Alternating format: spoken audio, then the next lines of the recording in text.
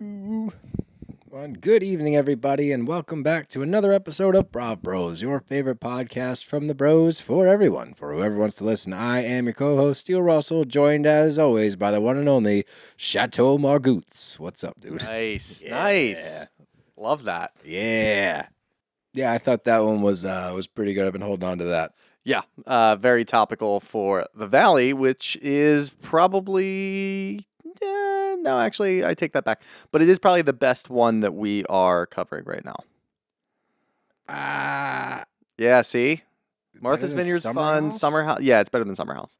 Wow. That's big coming from you. I know. Summer House is your baby. I know. Summer House is... We're going through it a little bit here. It has hit a little bit of a lull, but that happens on these shows. Like, you get that mid-season lull, the late-season lull. The important thing is how they recover from the lull. We've seen a lot of good recoveries over the past... Like, we've had a lot of solid starts, lulls, and then solid recoveries. Yeah. So I'm hopeful that they can bounce back. I do wonder, though, does anybody know how many episodes there's going to be in the Valley? Because it's a new show.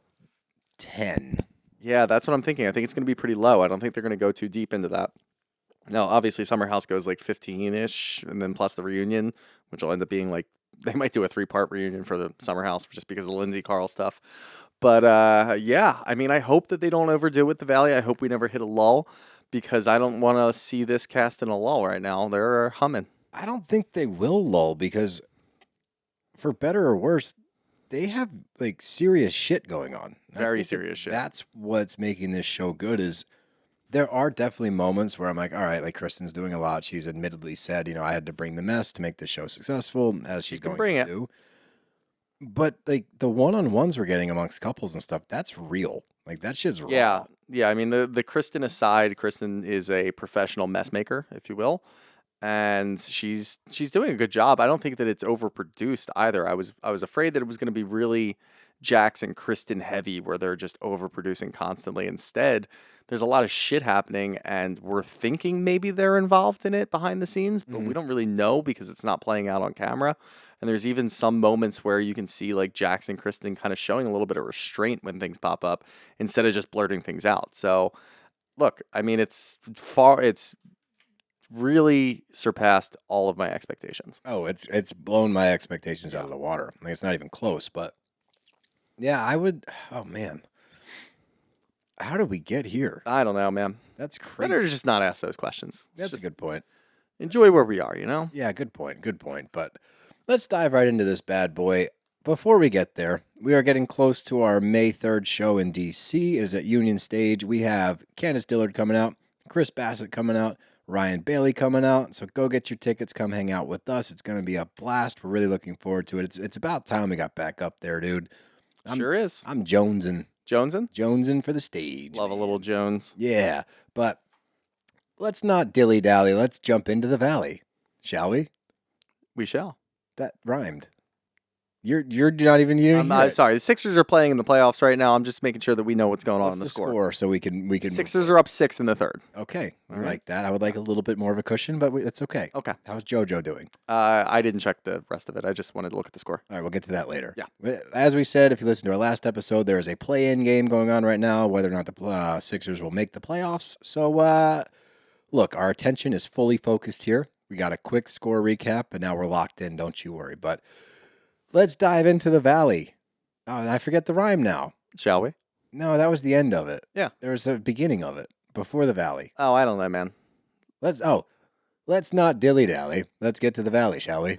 So let's jump in. We got kind of a jumbled start. It was hard to take notes on it, but the premise of the first scene, Brittany and Jax are talking. Everyone's cool now. Like, we've had a lot of shit pop off. It seems like they've reached a point in the group after Kristen brought up the comments made allegedly by Michelle and that whole thing. They've at least reached a place where they can like attempt to move forward or at the very least be amicable with one another. But that sets the stage for the rest of the episode. And we get a quick cut to Jesse and Michelle, and they're packing, Michelle is packing for this girls' night out in Malibu, and she's like, oh, Adidas, and shows Jesse, and Jesse's like, oh, that's great, babe. Doesn't even look up from his shirt. Mm-hmm. It kind of just paints like their relationship as a whole in that one moment. We get Luke and Kristen talking about sex, as they always do. Sex and weed. Sex and weed and making babies. Uh-huh. Yeah, one of those three things. They're going to discuss it. And so we get more sex talk from them. We get that clip of them like walking in. We didn't make it to the bedroom. And there's like a massage Sick. table in the We've got 7 dogs in this house. It's cool. Like, you guys have a healthy sex life. It's great. Congrats. I don't want to talk about it every week. Maybe I'm getting old. I don't know. But I don't Yeah, I want think to we're talk about going it to, every but I week. feel like a lot of people would share that sentiment. But we find out that the crew is splitting up. We're getting a ladies' night and we're getting a dude's pool day. And Brittany's, her temperament, like, she's trying. And I feel like she's trying. And I have my opinions on Brittany this season, and they're not always good. But when it comes to their relationship in general, like, she's trying to have a positive disposition with the whole thing, and everything she's saying is met with just like grumpy, negative Jax washing dishes. And she's like, "Oh, you excited to hang out alone?" And he's like, "Yeah, you should go out and have fun, this and that." She's like, "But then you get mad at me." And you get like a clip of her hungover. And I imagine, as she says, that Jax goes out way more than she does and probably is a mess the next day. Yeah. She's hungover. And he's like, "You need to fucking stop drinking," and like, blah, like getting on. You want to have another kid, you're not even going to be around for this kid. Like, yeah, shit like that, dude. Shut up. And I know what Jax is doing, too. Jax is deliberately not going out when he knows that they're filming. Oh, Because absolutely. he's trying to paint this picture of himself that he doesn't do anything. Super He dad. even started it during the VPR episode when we got that crossover. And he goes, part of me just wants to go in there and just rip a bunch of shots with Shortsy and stay out till 4. But I don't do that anymore. And we're like, fuck you. Yeah, you do. No, reverse that. He says, "I can't stay up past 10:30 anymore. It's not my thing." And then flash to him in the car saying, "Man, I don't want to leave. I just want to go in there and rip shots till 4 a.m. Yep. So we know you. You haven't changed, sir. No. No one thinks you You're not have. fooling anybody. No, and now obviously they're not together or they're living separately, and Brittany's going on podcasts now and talking about their relationship and how not fun it was for her. So that's the only part of the show that like I'm not loving, is just because he's full of shit. He's very clearly full of shit. See, I'm not even, now I'm reading into it because we're talking about it, but when Right. I'm watching it, I'm not thinking any of that. No. I'm just watching. Just watching. That's having a good time. It's a good place to be. But we jump to Janet and Brittany, and they're headed to the girls' day in Malibu. Yep. And they're driving down, and It is Nia's friend's rental in Malibu. yes. And the only reason I wrote this scene down was she's a Zillow sleuth, and I know people like this. Are you one of these people? No. All right, good. I'm not either, but I do know people that will Not be because like, I don't care. It's just because, it's because I don't care. yeah, I don't Yeah. need to know like what your house costs or Yeah. anything like that, but I do know people like, ooh, like I checked on Zillow. I'm like, that's kind of an invasion of privacy. I know a lot of people that do that, but I also get it if you're driving through a neighborhood and you see one, and you're like, "Whoa, that's a really nice house. do I wonder what that. it looks like inside." I Yeah, do that. that's completely fine because you don't know those people. When you do it to your friends and you go over, you're like, "Well, I wonder what they did." Especially when you're like, I know what you pay in taxes every year. Yeah. Like, it's like, all right, you That's too far. can look at the Now house, you're getting out. but, You she's can a look at Zillow like the sleuth. before and after pictures and be like, "Wow, it's really beautiful in here. What did it look like when you bought it?" Yeah, like that kind of stuff. That that's works. fine. But they get to the house, and it's Nia's friend's rental house in Malibu, and all the girls start showing up. It's a sick house. But the whole goal of this night is a bonding night. We're going to get back on track, everybody. Everything's going to be fine. But obviously, the elephant in the room is that Janet and Brittany both are worried about Kristen and Michelle. Like, are they going to be able to mend this fence and at least move forward in a little bit of a way? They do keep it amicable the whole time. I guess that's the word of the day, is amicable. Yep. But they do keep it friendly the whole time. But this is when we get the scene of Brittany hungover. And she highlights, like, if he does it, it's fine. Like, he can be a mess the next day. I take care of the kids, and like, he's a disaster. But if I do it, that's a problem. And Janet points out, I'm a little concerned that every time Brittany's drinking right now, she's getting hammered. Yeah. She also points out, but she is married to Jax. I think that it's one of those where, and obviously I can't speak on to what her drinking habits are, but to me it seems like when she is finally able to go out, she has all this pent up shit and she's Right. just fucking balls to the wall. Yeah, she's trying to merge like 3 missed weekends into one night. 3 mixed getting after it. weekends, multiple frustrations in her Uh-huh. marriage, like Jack's treating her like shit. I can't imagine the stress that puts on you. And then when she finally gets out, she's like, whew, we're fucking going. Yeah. Like once that first sip hits, it's like, boop, game on. But this should show you immediately where Michelle and Kristen actually are, because Kristen's checking in with everybody when she gets there. She's like, yeah, I took the test. I'm not pregnant yet. We are trying. Michelle's confessional was sneaky one of the meaner things I think I've heard. And it was said like so nonchalantly. She's like, please don't have a kid. We don't need more of you around. Yeah. I was like, This whoa. was a huge turning episode for Michelle, where we were talking about, all right, maybe Kristen's going a little too far when it comes to Michelle. Maybe there's some sneakiness going on in the background. Janet's talking shit on her and she doesn't want to cop to it. Whatever might be going on, Michelle might not deserve this. Watching her this entire episode, I'm like, ugh, she kind of sucks. There's definitely, I don't know if I have that same sentiment. I think she's nasty, yeah. I think that she has a different side to her. I don't think she sucks. I saw this differently. Okay. That's interesting. All right. Yeah, I saw it a little bit differently than you did, but we'll get there. But we get to the paint goals and like what your intentions are. Michelle's is to love myself, my family, the people around me. She's clearly going through it, and that's why I can't say that she sucks, because I think that her demeanor is a product of her environment right now, and their marriage is such Could a be. shit show. I just don't think we know. Like, yeah, we were very quick to jump on Jesse because his behavior that he was portraying in the first couple episodes was awful. Right. So very clearly, he's not a good dude. He's a piece of shit. We didn't see anything from Michelle because we were just like, oh, she's downtrodden because Jesse's a piece of shit and he's treating his wife terribly. But we don't really know what Michelle's actually like. And I don't think that like her comment about Kristen not having kids was taken out of context. I think that's directly in context with how she feels and how she looks at other people. Well, I think that I don't think that's like because she has a bad marriage. No, I think that that's because Kristen called her a racist. Kristen just repeated what somebody else said. Yeah, but she's the one that brought it to national television and brought Fair. it up. I Okay. think that that's a warranted reaction. It's kind Yeah. of fucked up, but I don't think it's fair to paint her as like a villain. I don't think know. she's very unhappy in her marriage because Jesse is a piece of shit. I think that he bounced after COVID because he Look, was back in I'm the not free saying that world. Jesse's not a piece of shit. I'm just saying I am gonna hold out on judging. Then hold judgment. I don't think it's fair to say that I said I'm she's- starting to think that she was pretty nasty this episode, so I can say that. But I'm starting to think that maybe she's not a good person. I don't know. I think it's a product of her environment because I think Jesse really sucks. But All right.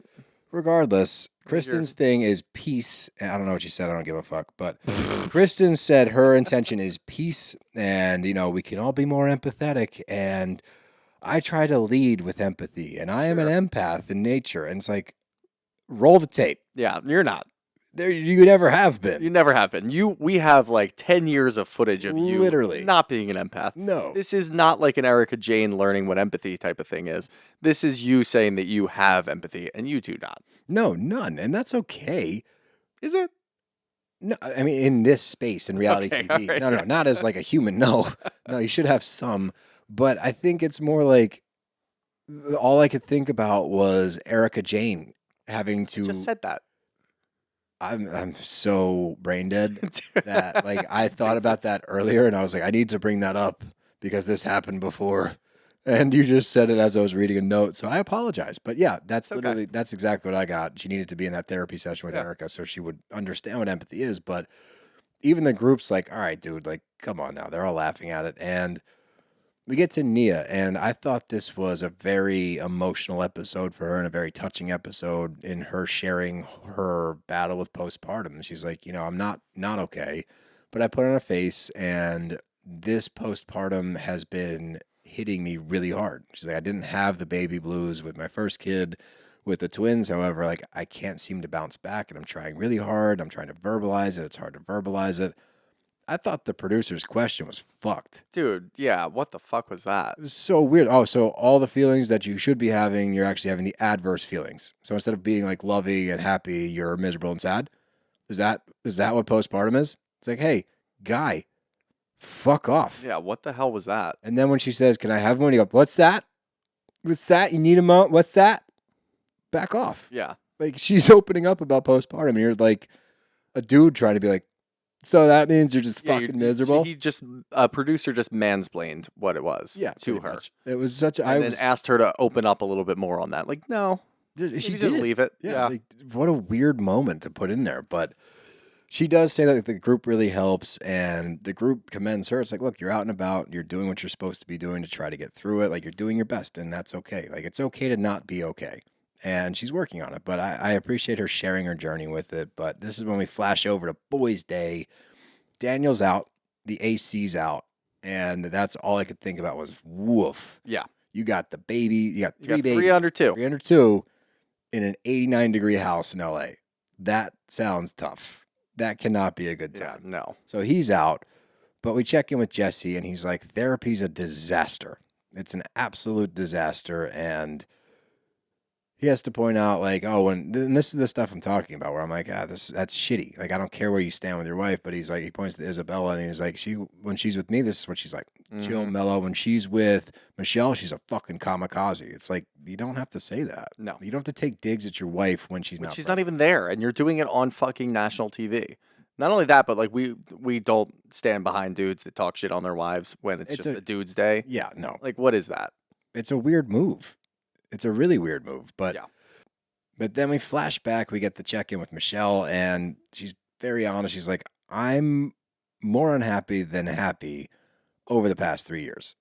And that's when we find out, like, during COVID, by necessity, Jesse was home. So he was hands-on, he was involved with the kid. And this is why I'm not painting her as nasty, because I would imagine that this would cause all sorts of problems in the relationship, because COVID, present, attentive father, husband, all of those things. As soon as the bars open up and freedom once again in LA, you can go out and about, he's gone. Yeah. And leaves her left to try to deal with the kid and try to parent the kid, and he's MIA. Mm-hmm. And when we see his behavior now, it's like, yeah, he's popping champagne at noon, and he just seems not checked into it. So while he seems to be the one that's like, I want to give this a go, I really want to make this work, at the same time, it's like, yeah, but your past actions, it may be too late to fix it now. Just because, like, you want it, you should have shown that before. Mm-hmm. So that's where I'm not saying that she's blameless. I don't know. And we're going to find out more about everything, I'm sure, as the season commences. But I see more coming from him than her.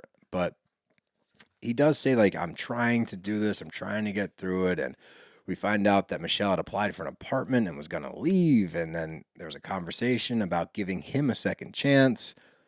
So now he's giving her space.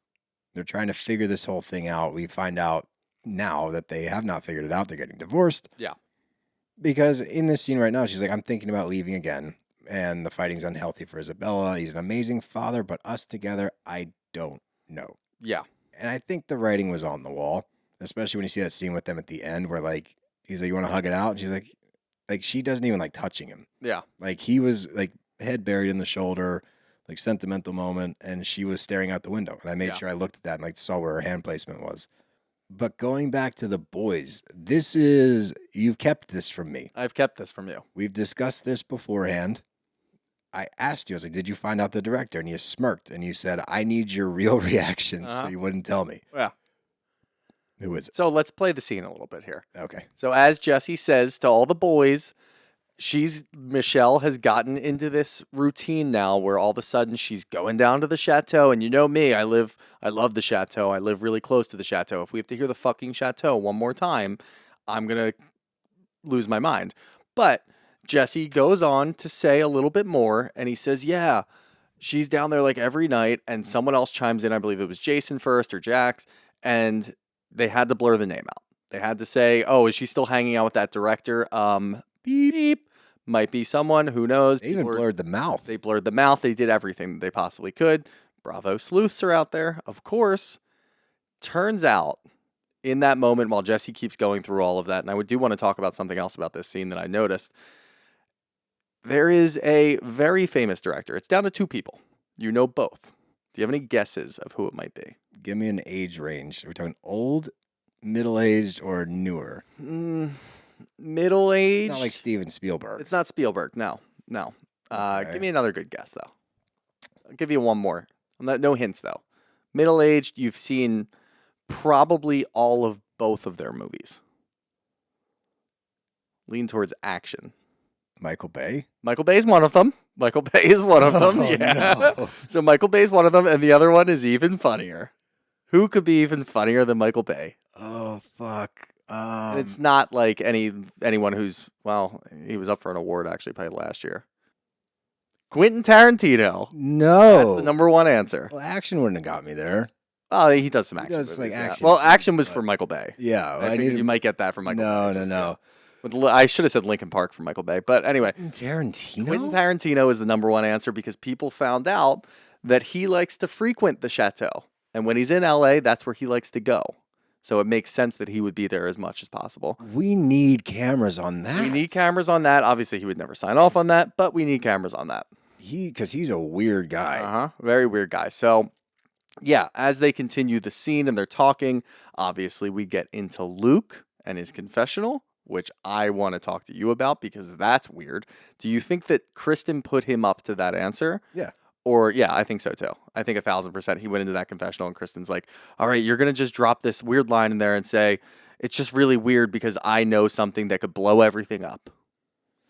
I mean, seems unlike Luke to do that based off of how we've seen him so far. Yeah, I agree with that. I do think it was a plant. I think it was a Kristen plant, but he's more volatile than I thought he would be. Mm-hmm. Like, he's quick to jump into certain scenes, which I appreciate because, like, that was my biggest concern with him on TV. I was like, can he hold his own, especially with this crew?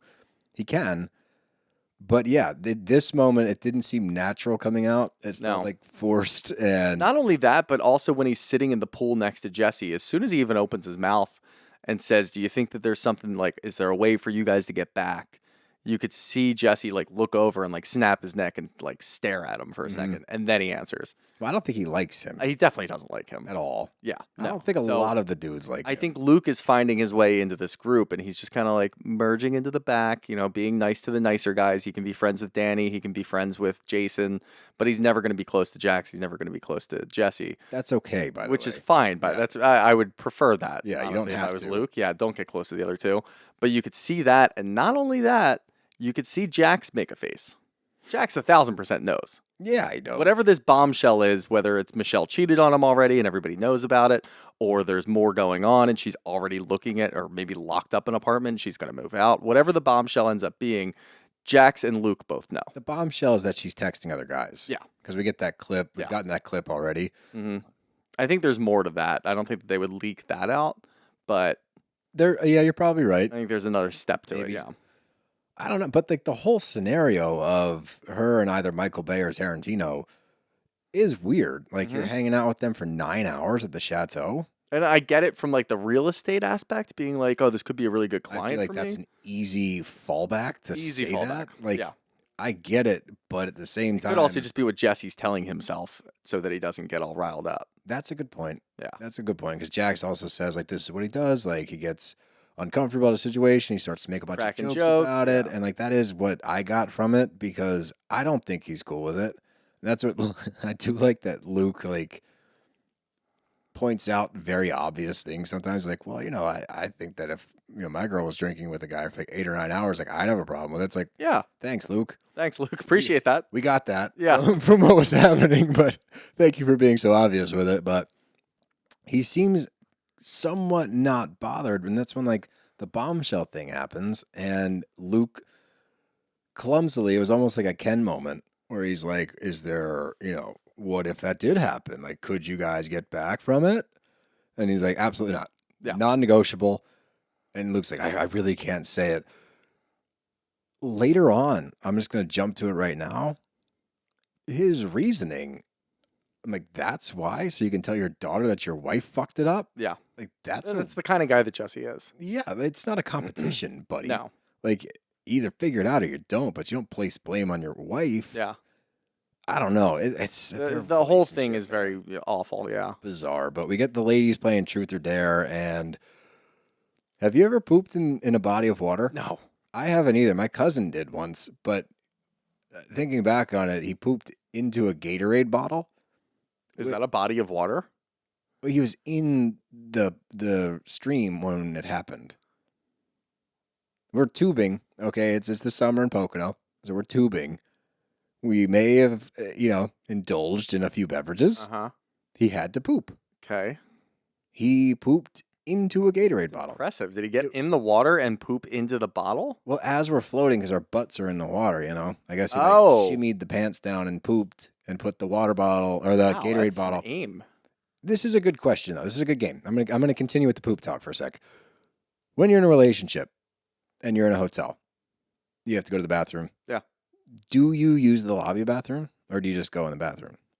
I've done both. I've done both, but it's mostly in the room though. I've done a lot of lobby ones, but not so much because I was uncomfortable. It was more out of respect. It's like, Yeah. I don't want to do this in the room, so I'm going to go downstairs. That's fair.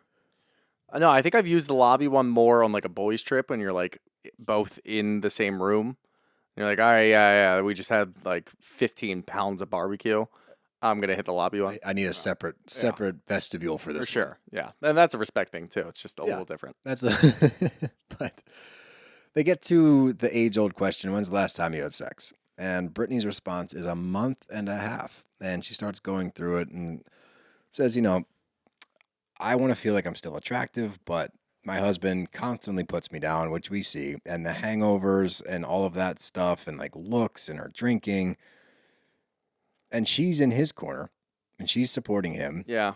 And she's not getting in return. If you watch the scenes, I mean, I thought it was a small, quick scene, but you saw a lot in their scene when she's going to this girls' night because everything she's saying is just met with like, ugh, like fucking leave already. Yeah. Like, we got it. Like, get out of the house. And you get the clip of him chasing her around the house with the kid in his arms saying, fucking stop drinking. Like, well, you're a mom, blah, blah, blah, all that nonsense. So I would imagine she's in a very dark place. And it's like, yeah, you're married to Jax Taylor. Like, he hasn't changed. No, he hasn't changed. And I imagine being back on TV, this is only going to get worse and worse. So we get a 911 text from Daniel about the kids because, again, they're in an 89-degree apartment. And Jasmine says, she does need this night. And I agree. And this is like a rock and a hard place. Yeah. Because I firmly agree. And like but Daniel strikes me, and again, we only see, 5 episodes of these guys so far, but he strikes me as somebody that knows that because he seems pretty in tune with what she's going through. Yeah, no, he definitely does. I think that when it comes down to it, they're the number one couple on the show. Oh, yeah. For sure. They're the number one couple across many shows. Yeah, definitely. And look, I mean, if he was doing this while she was on a girls' night and it's the first time that she's been able to get out of the house for a long time, I think that he probably would have held back a little bit. But there's extenuating circumstances, so he texts her. And I think she was going home that night regardless. I don't think she was staying. Oh, was she? I think so because she said, I'm going to have to get out of here a little early, so I'm just going to get my stuff. So maybe she was planning on staying a little later and then ended up doing it. I don't know really what the circumstance was, but Nia didn't seem to mind it too much. I think she understood what was going on. It was a dire situation, so she went home. I think he's fully in touch with what's going on. I think he's there emotionally for her. I think the scenes that we get, and we get a little scene later where she's kind of walking him through what she's feeling, I think he's fully there for her. I have no reason to think the otherwise. Yeah, I agree. I mean, that's the vibe I get at least. But the morning after, Brittany's hungover as fuck, like absolute mess, and she should have drank the Bloody Mary. Yeah. You got to get that first one down. You'll feel so much better. Push the hangover off. But that's the thing. She can't push the hangover off because I can't imagine having anxiety because you're driving Going back to Jax. Yeah, and he's going to rip into you because you had a big night after he told you to have a big night. And we see that happen later. But we get Daniel and Nia talking, and they're like recapping the girls' night thing, and we get to like the sex talk and all that stuff. But Nia relates to a lot of the things that Brittany is saying, and she starts to cry. And she's like, I just haven't felt like myself since the kids, and I want to be happy. I really want to be happy. I'm trying, and she's like, I don't want to say that I'm depressed, and he calls it out. He goes, you're high functioning depression. And she's like, well, I can be okay when I'm not. And she gets to her confessional, and that's like the diagnosis is high functioning depression, which is a serious thing. And I'm glad that she's able to talk about it, especially with her battle with postpartum. Again, I hate that the producer asked her that question previously, but regardless, you see Daniel do what a lot of husbands on these shows don't. He says, you're not alone. I'm here with you. We'll get through this. I understand you're going through it. It's hard, but I got you. And like, it's just nice to see what should be most marriages. Yeah. Oh, it should be, all marriages. All, yeah. But it's nice to just see this moment and be like, all right, not all of these dudes are garbage pails. That's nice. And you got Jason as well. Jason seems in tune with his wife. Like, yeah. Thank God for those couples. Normalcy. Especially on this show. Yeah. Well, yeah. Valid question, though, for you. I never thought about this. I imagine you treat them the same way as real teeth because you're talking about a gum issue now. Yeah. Do you brush them? Yeah. How often do you brush them? Same, right? I would assume the same. It has to be the same. Still going to be food in there, right? Yeah. And I mean, if nothing else, you don't want to have bad breath. 1 and 2, like the gums. I just feel like the gums. Also, yeah, you probably still do build up some sort of, maybe it's not tartar, but It's got to. Why would it be different? Is that plaque or anything. It's probably because it's not teeth. who's got veneers? Yeah. Can you let us know? Maybe we're not equipped What's to answer this what's one. the veneer protocol? How do you veneer? I don't know. How to veneer? This is how I imagine it works. I think you do need to have some upkeep, but I think you probably have to go back to whether it's a dentist or whoever the hell does it to get them like bleached or colored or whatever every once in a while. The venereologist. That Veneer- sounds like something different. Yeah, that sounds way That sounds different. gross. That sounds like you have an STD and you Yeah. need to get it cleaned up. Yeah, I don't care for A that. chronic STD problem. Let's not say that word again. Venereologist? Yeah, that one. No, that one's gonna stick. Yeah. That's the one that's gonna end up sticking. That's Yeah. our dictionary word that we're going to get in. Oh, that's a bummer. That's what we're going to be known for. But Jax and Brittany are recapping the night, and he's like, oh, you drink a lot. You came home throwing up. And she's like, you told me to have fun.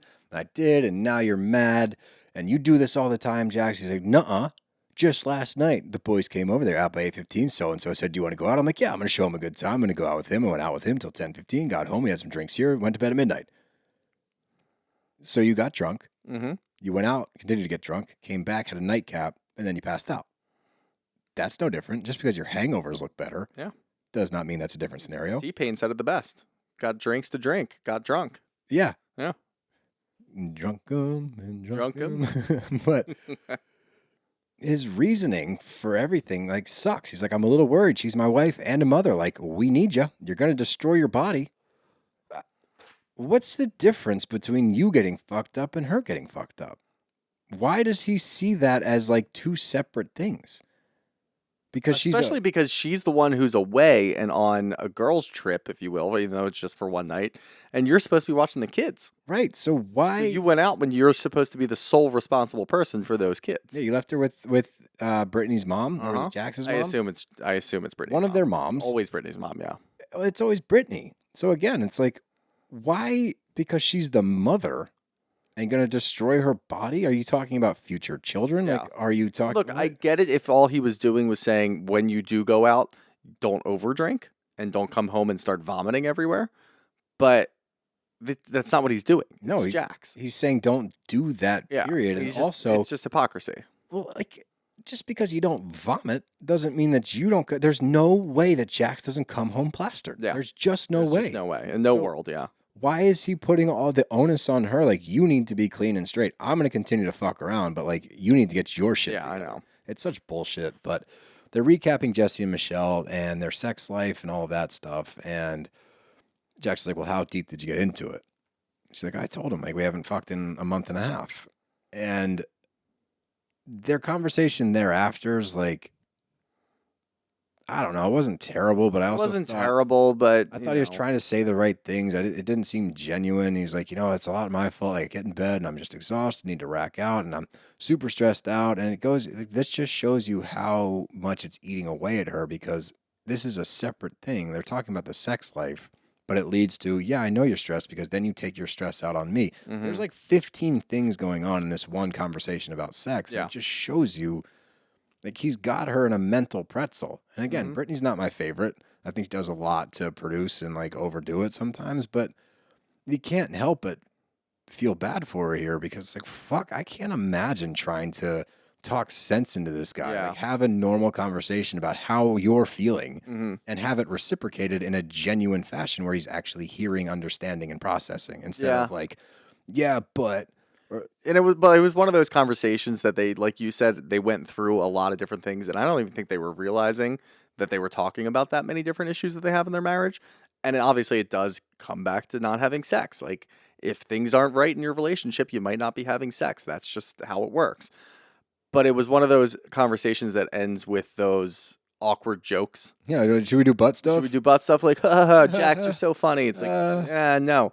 And anytime that I see a conversation like that, where it's a hard conversation and you get through all of it and you feel like you're saying the right things, and then when you end it with a joke, nothing's going to come of it. Nothing was accomplished. Because it's not, now all of a sudden, it's not a serious conversation. You just lightened up a conversation that you needed to have with a couple of jokes at the end because you were uncomfortable. Yep. So now you're just going to push that conversation off for another month and a half. Yep, that's exactly what happened. Mm-hmm. And, he says, like, the D word doesn't exist in my family. I'm very curious as to where they stand right now, because that's the thing. we know they're separated, living in separate homes. As far as what their future is, I haven't heard a lot on divorce or like full No. blown like legal separation. Like, Honestly, we thought that it was all for the show, so we might be a little behind the eight ball on this one anyway. yeah, that's a good point. Mhm. So I'm curious, like, what the end game, not game, but like where they're going. Yeah. Is it ending in divorce? Is this just like a big split and they figure it out? Like, I don't know. I have no idea. But the way she's talking on podcasts, like, she's very aware that he treats her like shit. So I'm curious. I want to see where this ends up. Yeah. But the last Season 2. yeah, maybe. But the last scene, do you think we're gonna get season 2 before we get in the last scene where it's her Airbnb and Jax at home? Yeah, absolutely. You think that's gonna I happen? think we're going to have that. I think that Michelle and Jesse are both going to be on the show, and they're going to be figuring out dating I do too. while doing split custody or whatever might be happening there. I think it's going to be a completely different show, and it might be better. Oh, And that's going to be great. Yeah, we love messy though. With these people, I'm okay with messy. Messy. As long as Kristen and Luke are good, because I'm starting to at least like them. We know what Kristen's doing, but we like Luke. We like Jason and Janet for the most part. I still think that Janet's a little sneaky, and she was involved in that whole conversation where it came to Michelle. But for the face value, we like the two of them, and we love Danny and Nia. Yeah, they're So great. the three of them can stick together. The other two messes, I want to see that unfold. I agree, which is fucked up to say, but that's why we watch these shows. But Jesse and Michelle are the last scene, and they're recapping everything and the therapy, and Jesse brought it all up.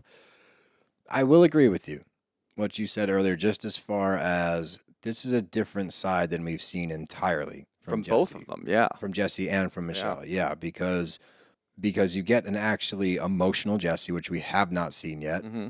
and you get a very cold Michelle. And I think that as I'm watching this scene, what I take from that is not that she's nasty or anything like that. It's more so like I think that she was in a place to try before.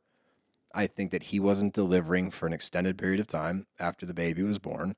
And I think that they've reached a place where she's like, I don't think I care enough anymore to try to make this work, and I can't fake it. Right. That's what I get. I don't get that she is the villain in this thing. I get much more that she's just done. Like, she's fed up, and where he wants to try and make it work for the family, for Isabella, whatever the reasoning may be, I think it's too far gone in her mind where she's like, I don't like you. I do not like you because I hold on to this resentment that you abandoned me with a kid. Yeah, I think that's a possibility. I think for the first time ever, I felt a little bad for Jesse because it looked like he was trying and he was actually emotional about it.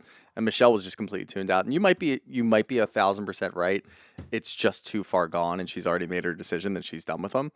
And hasn't. Look, if he's the type of guy that already got a second chance, we don't know what happened the first time around. They don't go into the details of why Michelle wanted to move out in the first place. Right. Because that, I feel like we kind of need to know if Jesse was doing all these things during COVID and then all of a sudden he just started popping out and doing everything when it opened back up. I guess that wore down on her and she decided, I'm going to move out. Okay, fine, whatever. You gave him a second chance.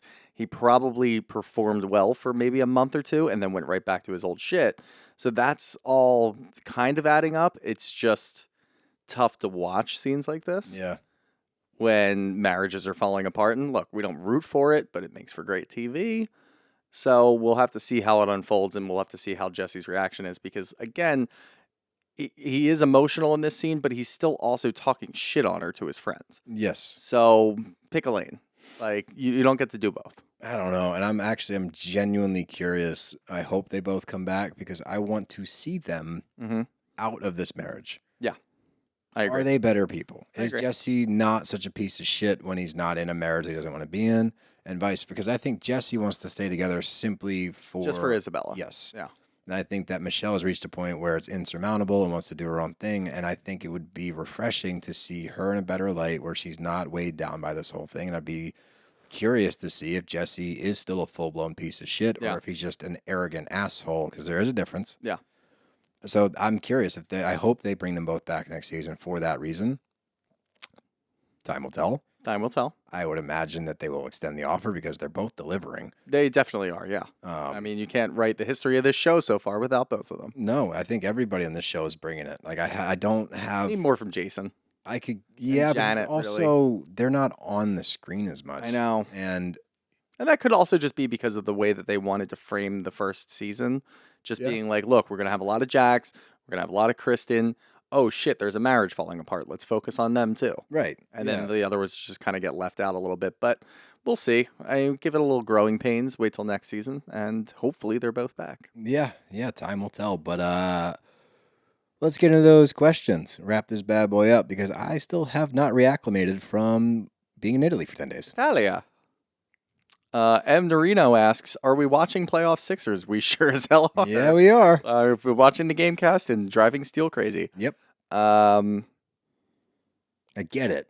Annie McDonald says, over under, Michelle cheated on Jesse. I guess it would be 0.5. Yeah. The over under a 0.5. Man. I don't know. I do not know. Yeah. If she did, and this is fucked up, I hope it's with Quentin Tarantino. Yeah, so do I. Savor This asks, do you think Michelle and Jesse separated before the season, but still had to fulfill their contracts? That's actually a very interesting premise. It is a really... No, I don't. I don't think so. We're getting some raw emotion right now. So yeah, I don't... but that could also be if they were forced to go back and film together and they haven't. I don't think so, but I think that that's plausible. Yeah, that's a good point. I don't know. Yeah, I mean, it would be impossibly tough to go film with somebody that you just separated with. Yeah, I don't know. I think it's more they were kind of teetering as it was, whether or not Jesse wants to admit it. And let's get through the season. The scrutiny of being on camera and having to film scenes together and do all this kind of drove them apart, which we've seen a million times before. Mr. CJ Harper asks, do we feel that the cast needs the VPR veterans moving forward? No. No. I don't think he means like an influx of other ones. I think Jax he means and Jax Kristen? and Kristen. Yeah. I think they definitely do. Yeah, look. We can answer both, but yeah, I think they absolutely need Jax and Kristen. I don't think that they need the influx from VPR. No, I don't think they need the crossover, but look, you can say what you want, man. They're delivering. We'll do one more from RM Lays. Thoughts on Luke after watching him on the show? He's more toxic. That's what they said? Yep. He's more toxic? Mm-hmm. Oh, I haven't gotten toxic yet. I haven't gotten toxic at all, honestly. I do think that... I've gotten more volatile. Yeah, he's definitely way more volatile. I think he's done a better job of keeping his emotions in check now, but it looks like we get another blow up a little bit later. Yeah, Jesse's in his face. What are you gonna do? Yeah. It reminded me of Step Brothers. You look like you want to punch me in the face, but you won't. Yeah, no, that's absolutely gonna happen. But no, I think that Kristen's pulling the strings with him in his confessionals, probably. But I mean, at some point, like Kristen can't control everything, and he's got to be on his own at these boy days at the pool. I think he's doing a pretty good job. I don't think he's really being toxic yet. I haven't gotten toxic from him. No, I think he's been probably coached on how reality TV works. Puppeted a little bit, sure, but toxic, no. Sure. We'll call it out if we see it. Yeah, absolutely. But that's all I got. You got anything? No, I'm pooped, man. Pooped. I'm a pooped little potato right now. Pooped in a body of water. Yeah. It's a feat of I don't even know what the word is. I said strength earlier, but that's Willpower, probably. That would take a lot of willpower, but I felt for her. Man, there's just sometimes. There was an old baseball rule: you get 2 a year. You can shit your pants twice a year. Oh. Yep. That's a bigger problem in baseball than people know. I would imagine it would Especially when you play hungover at like 10 a.m. Yeah. Yep. Mm-hmm. Yeah. If you look, well, word of advice: don't do a bunch of Jaeger bombs until 3 in the morning before a 10 a.m. game in Myrtle Beach. I guess an adult diaper probably doesn't look great in baseball pants.